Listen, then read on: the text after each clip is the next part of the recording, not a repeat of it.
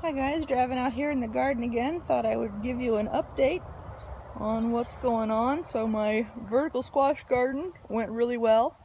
As you can see, the acorn squash, the pumpkin squash, and the spaghetti squash are gone. But the honey nut slash butternut, the miniature butternut, is doing well. He was a late bloomer, so as soon as the competition left, he exploded and is still going strong.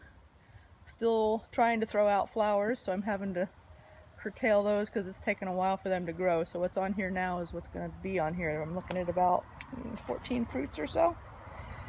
In addition, my watermelon exploded, so that is another one that takes a while, but because everything else is gone, I just decided to let it go, and he's trying to take over the bed.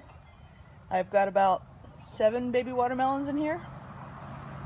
And over here, I decided to let this watermelon go too. I decided, we did vertical, but it outgrew the space I had for vertical, so I just just let it go. So now pretty much this bed is largely watermelon. There's a peanut plant there that's gonna do what it's gonna do, but largely it's a watermelon bed at this point. And some cucumbers back there, which are still nicely growing vertical, but yeah, I severely underestimated the amount of space a vertical watermelon would take. So yeah, lesson learned. I don't think I'll be doing vertical watermelon again, just because this is way too much to try and trail up. This would actually make a great trellis cover. Seasonal trellis cover. But anyway, so what I wanted to point out, a lesson that I've just learned here, back around, is beans. So I planted pinto beans here, which according to the directions are bush beans, but they're very happily trellising up things. So okay, maybe bush is a relative term.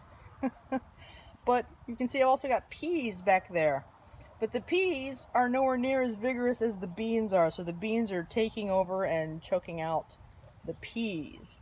They did the same thing up in this section as well, because I've got some pea plants. You can see one little pea plant there, but there was actually more pea plants than beans, and the beans just took over and completely choked out the peas.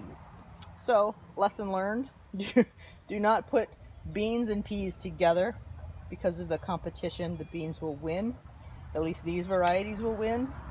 The variety of beans here, because I said pinto beans, bush pinto beans, and these are a bush pea called Green Arrow, and they just aren't playing well. So I will have to, in the future, plant my peas and my beans separately, so that way I can get a full harvest of both, rather than a full harvest of beans and a choked out harvest of peas. Anyway, that was my experience on this. Hope you guys enjoyed the update, and have fun in your gardens.